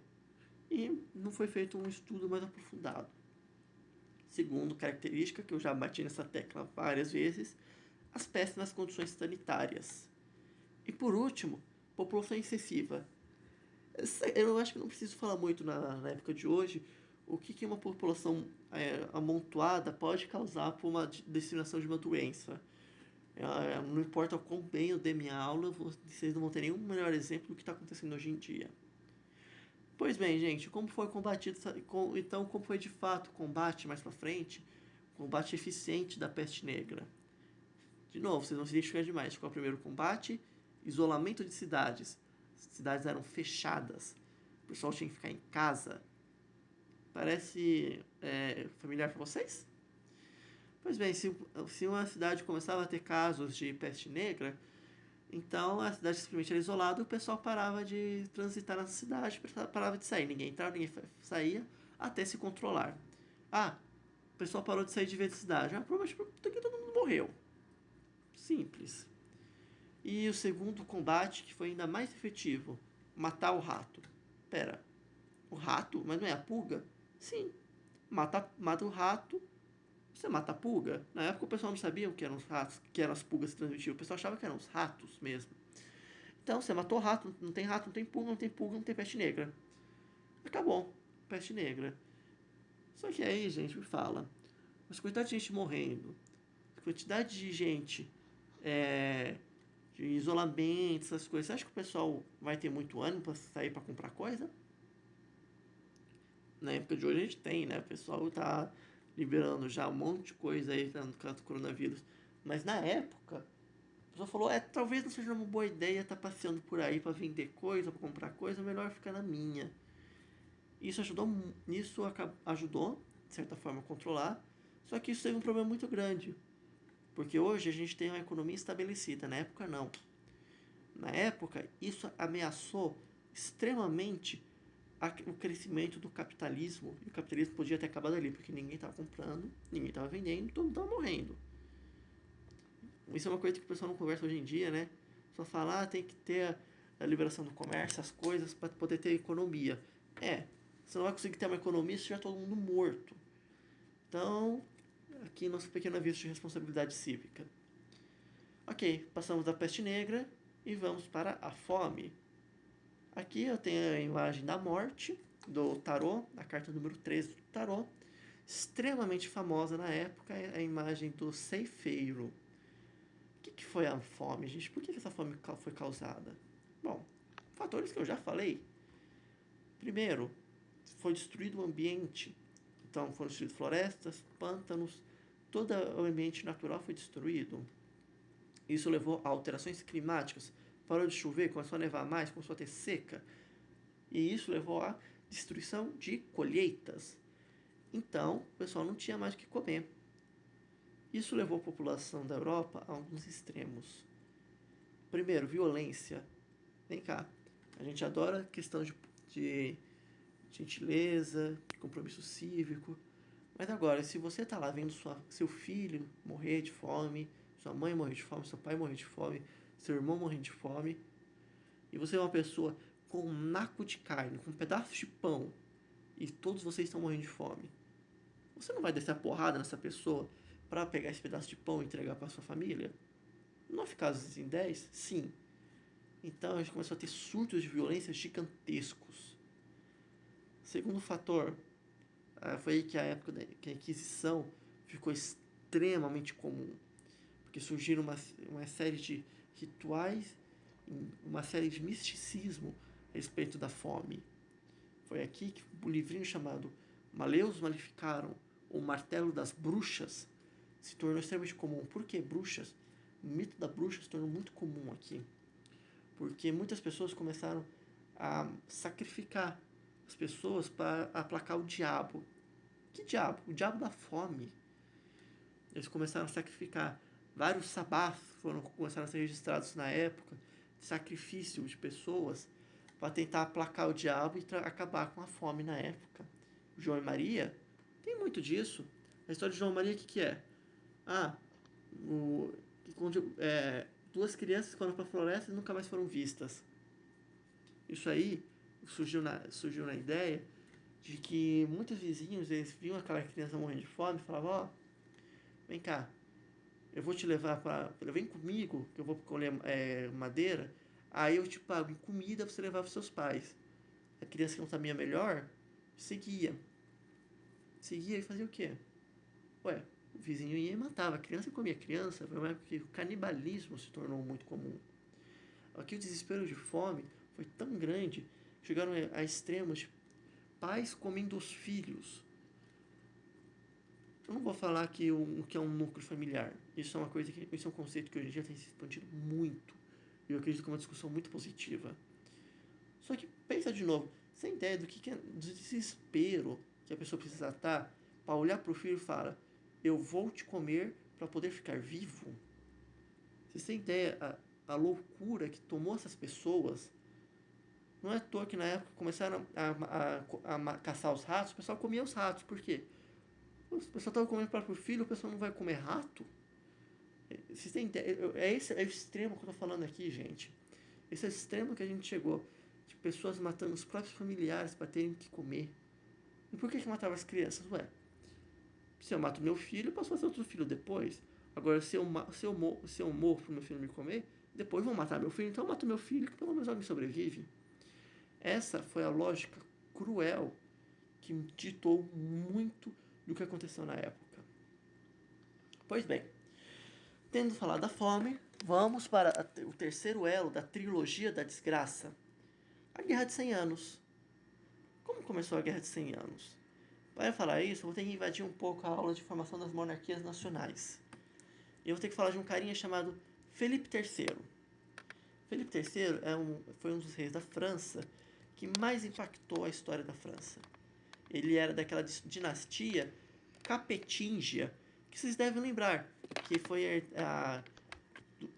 foi a dinastia criada por Hugo Capeto no final dos impérios bárbaros, no final dos impérios merovingio. Por que ele é conhecido como Felipe III o Ousado? Pois bem, Felipe III foi o cara que causou o grande cisma do Ocidente na Igreja Católica. Eu vou estar explicando para vocês mais um pouquinho logo mais, mas em suma eu posso afirmar com bastante certeza para vocês que a Igreja odiava Felipe III. Pois bem, Felipe III casou-se e teve 2 filhos, Felipe IV, conhecido depois como Felipe o Belo, e um cara chamado Carlos de Valois, que era o filho mais novo, é o Juninho. Pois bem, esse Felipe o Belo, ele se tornou uma figura muito proeminente também na consolidação das monarquias nacionais, e ele vai ter 7 filhos. 4 deles morreram antes de chegar à idade adulta. Quer dizer, 3 deles morreram antes de chegar à idade adulta. Então vamos falar apenas de 4. O primeiro filho dele é um cara chamado Luís X, ou Luís o Tormentoso. Ele é seu filho mais velho, ele vai ser o herdeiro. Luís o Tormentoso, ele vai ter como irmãos, nessa ordem, Felipe V, o Alto, Carlos IV, o Belo e uma menina chamada Isabela. Ok. Todos esses 4 filhos, eles vão em algum momento ter poderes de realeza. Em suma, o que eu posso falar para vocês? Luís X, ele tinha uma esposa, Felipe V tinha uma esposa e Carlos IV tinha uma esposa. Todos eles tinham esposas. Só que a Isabela, ela se casou com um cara chamado Eduardo II. Eduardo II, no momento, era o rei da Inglaterra. A Isabela descobriu uma coisa muito interessante. As 3 esposas, as esposas do Luís X, Felipe V e Carlos IV, essas 3 esposas estavam traindo os maridos. Não só estavam traindo, elas estavam traindo ao mesmo tempo. Elas, de acordo com os registros, elas faziam verdadeiras orgias com os secretários do rei, os funcionários. Então a Isabela decidiu que ia armar um flagra, e foi o que aconteceu. Pegaram todo mundo no ato, e as 3 foram condenadas a virar freiras. Os caras com quem elas estavam fazendo as orgias foram mortos. Tiveram os culhões cortados e foram pendurados em rodas chamadas rodas do infortúnio para serem devorados vivos por corvos. Idade Média. Pois bem, o que aconteceu então? Luís X, que era o herdeiro, né, depois que Felipe morreu, ele tinha um problema, por quê? Ele se tornou rei, só que ele não tinha filho. E a esposa dele, ela estava o quê? Freira. Freira tem voto de celibato. Quer dizer, voto de castidade. Ela não pode fazer sexo. Então, o que vai acontecer? Luís X não pode ter filho com sua esposa. Então ele vai chegar no Papa, só que eu vou contar depois porque o Papa odiava a família do Felipe e do Luís. Falou, não, eu não vou anular seu casamento. O casamento diz, até que a morte o separe, ela tem que ser sua esposa. Então você não pode se separar dela. Ela não pode se separar? Não, não vou deixar se separar. Obrigado pela sugestão, estou saindo. Obrigado pela sugestão. Ué, se até a morte que separa, eu vou matar essa mulher. Só que o cara era tão azarado que quando ele estava matando a mulher, descobriram no ato, o Papa falou, nem se essa mulher morra, você poderá se casar novamente. E tem um problema. Luís X morreu, assumiu Felipe V, por isso que ele ganhou o título de Felipe V. Só recebe título quem é rei. Que não tinha filho, cuja esposa era freira, mas estava manjado, morreu. Passou por Carlos IV, que a esposa era freira, não tinha filho, mas estava manjado, morreu também. Aí a Isabela e o Eduardo II falaram, opa, nosso filho vai herdar então França e Inglaterra. Então Eduardo III, ou o chamado Cavaleiro Negro, ele vai se tornar o rei, ele vai unificar os reinos da Inglaterra e da França. Chegaram para o Eduardo III e falou, não é você não. Quem vai ser nosso rei é o Felipe. Felipe? Mas morreram todos, que Felipe é esse? Ressuscitou? Não, Felipe de Valois. E quem é Felipe de Valois? Simples. Felipe de Valois é filho de Carlos de Valois. Falou, mas peraí, não, a Isabela é filha do antigo rei, ela que tem a linha de sucessão. Não, não é. De acordo com a lei da França, a única pessoa que pode herdar o direito real, ele é patrilinear. Ele vai de pai para filho, nunca de pai para filha. Então, os direitos de Eduardo III não existem. Vai começar a dinastia de Valois. Eduardo III falou, o quê? Como assim? Não é isso assim, não. Eu estou contestando isso, bora começar uma guerra. Esse conflito vai durar 116 anos. 116 anos? Guerra de 100 anos é meio que propaganda enganosa. Ela durou 116, ela foi de 1337 a 1453. Pois bem, agora que eu falei um pouco da árvore genealógica, nota, gente, vocês não precisam saber esses nomes que eu acabei de falar. Eu estou apenas explicando como ela começou. Se vocês quiserem realmente gravar alguma coisa, grava que vai começar agora. Quais foram as causas da Guerra de 100 Anos? Foi, primeiro, a crise de sucessão na dinastia Capetingia. Então, a dinastia Capetingia encerra aqui, e na França assume a chamada dinastia de Valois. Se escreve Valois, mas se lê Valois. Então, a dinastia Capetingia foi encerrada. A próxima causa é chamada Lei Sálica. A Lei Sálica é o que proíbe a hereditariedade do poder real de ir para uma mulher e não para um homem. Isso também causou um grande confronto, porque o Henrique chegou e falou, beleza, então vou invadir a França tomando na porrada o que é meu. E ele invadiu principalmente a região chamada de Flandres. A região de Flandres é a principal região da chamada Rota de Champagne, que eu mencionei para vocês mais cedo na aula. É a região mais rica da Rota de Champagne. Então eles vão começar a causar guerra pela região também. Isso também já vem de uma série de conflitos que vem ocorrendo ao longo dos tempos entre a França e a Inglaterra. E aqui vem uma parte importante. Uma grande causa para isso foi o Grande Cisma do Ocidente. O que foi o Grande Cisma do Ocidente? Vamos voltar na época de Filipe III. Filipe III, ele decidiu que ele queria aumentar os poderes dele. Então ele chegou, falou, Papa na época, Papa, a Ordem dos Cavaleiros Templários, eles têm muito dinheiro. Eles têm dinheiro pra caramba. Então vamos fazer assim, vamos se juntar, metade do dinheiro vai para mim e metade do dinheiro vai para a igreja. A igreja, que já estava meio incomodada na época com o poder que os templários tinham acumulado, falou, beleza, vamos destruir os templários. Eles chegaram e, numa coordenação tática assim, sem precedente, na mesma noite de 13 de outubro, se não me engano, foram destruídos todos os castelos templários.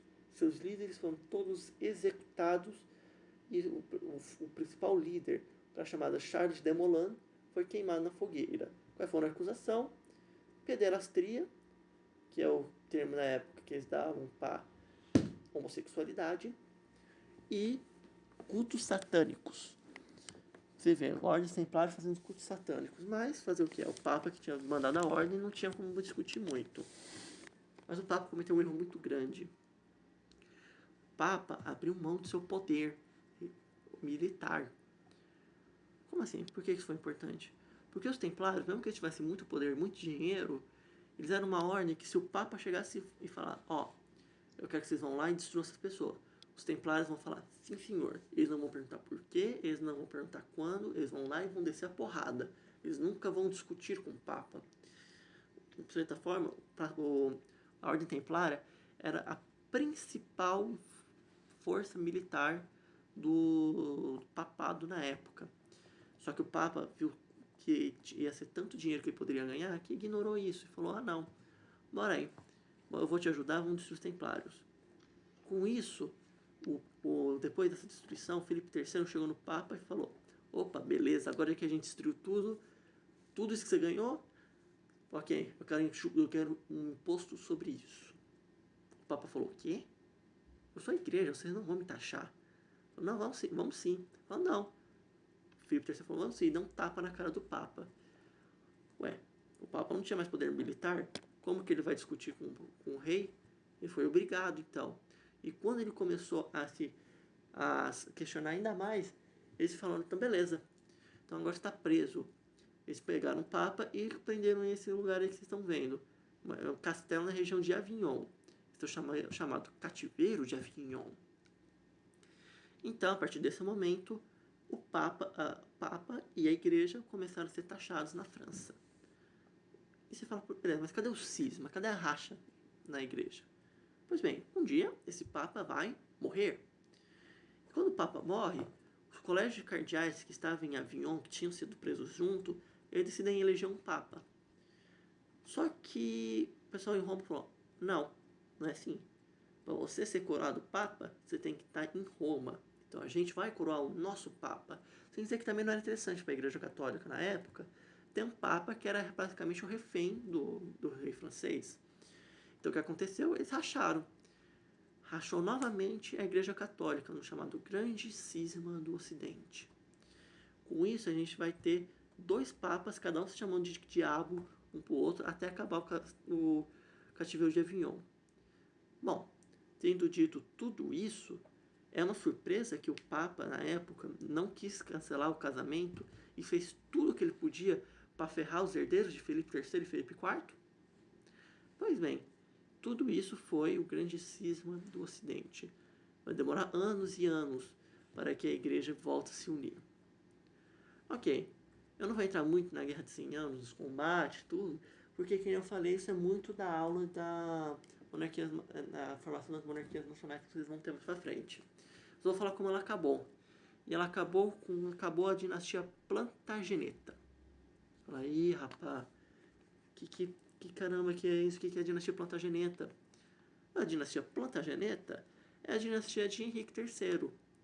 Depois que os 116 anos acabam, em 1453, acabou a dinastia Plantageneta, não tinha mais um argumento para a Inglaterra estar em combate.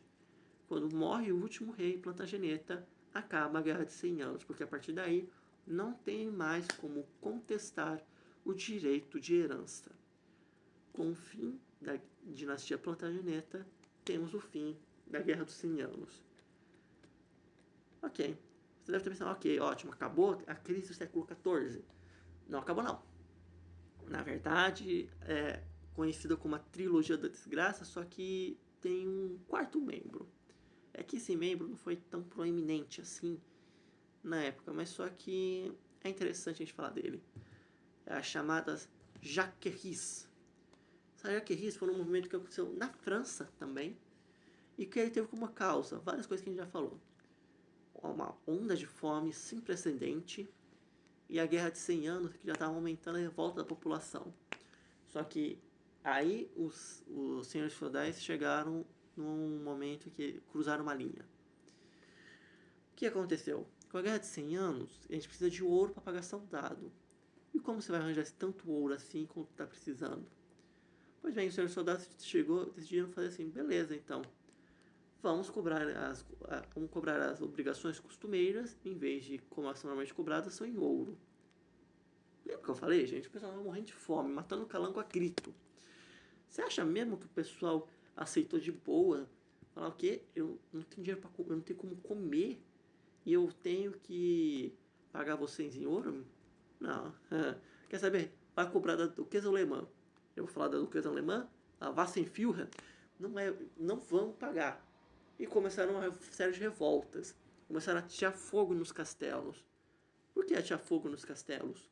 Porque nos castelos é onde existem os contratos, em que estão ditadas as obrigações costumeiras, a talha, a corvéia, a mão morta, as banalidades. Tudo isso elas eram colocadas em contrato e que estavam no castelo. E como os servos já eram muito avançados na questão de economia de energia, falaram, tá que tá pegando fogo aqui, vamos jogar o senhor feudal junto para queimar. Aí, com isso, uma série de senhores feudais acabaram sendo mortos. Como acabaram as jaquerris, uma supressão violentíssima. Pois bem, gente, vamos somar tudo isso que eu acabei de falar? Vamos falar assim, uma guerra que dura 100 anos, morreu gente pra caramba. Fome, assim, e miséria alastradas, pessoas morrendo de doenças. Pergunta, o que você acha que vai acontecer com as rotas comerciais nessa época? Você acha que o pessoal vai sair para comprar coisa? Lógico que não. Foi nessa época que grande parte das rotas comerciais foram completamente dizimadas. Com isso, a gente encerra a crise do século XIV. Ultrapassei um pouco o meu tempo, mas já estamos indo para o final, gente. Esse é o último slide. Falando da crise do século XIV, vamos falar das crises do século XV.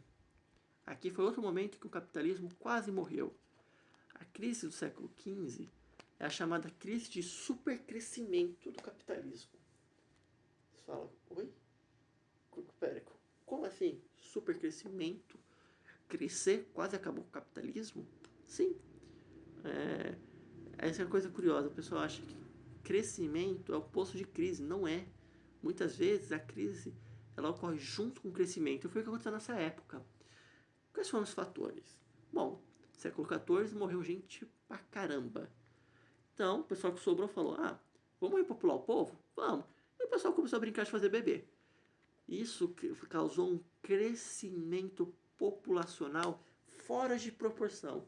O pessoal fez bebê até não tem mais como fazer bebê. Então, com isso, começou a ter muita gente. Só que isso cria um problema. Muita gente está aí, só que não tem uma produção para acompanhar isso. Por que não tem uma produção? Por dois fatores. Um é relacionado com o outro. Primeiro, Constantinopla caiu. Século XV, 1453, queda de Constantinopla. Se Constantinopla caiu e o Mediterrâneo começou a ser tomado novamente pelos muçulmanos, pelos árabes, principalmente pelos turcos otomanos, como vai fazer o comércio de especiarias? Por que você acha que mais para frente a gente vai ter as rotas comerciais? Por que você acha que eles vão dar a volta na África inteira para poder chegar e pegar as especiarias? Porque a rota direta foi fechada. Com a queda de Constantinopla, isso permitiu que todo o comércio que tinha sido criado fosse cortado e começou a faltar especiarias. Não só isso, todo o ouro e a prata que tinham na Europa começaram a esgotar. Isso é chamada escassez de metais preciosos. E isso ajudou a minar o crescimento do capitalismo. Por quê? A gente não tem tantos produtos. Os poucos produtos que tem, a gente não tem ouro e prata, então vamos voltar a fazer trocas comerciais através de escambos. Então o pessoal começou a novamente trocar produtos por produtos de valores iguais. Isso quase matou o capitalismo, porque isso quase reverteu a gente ao modelo de escambo que era anteriormente. Como isso foi solucionado? Assunto aula que vem, grandes navegações. Agradeço muito pela atenção de todos e desejo a vocês uma ótima noite.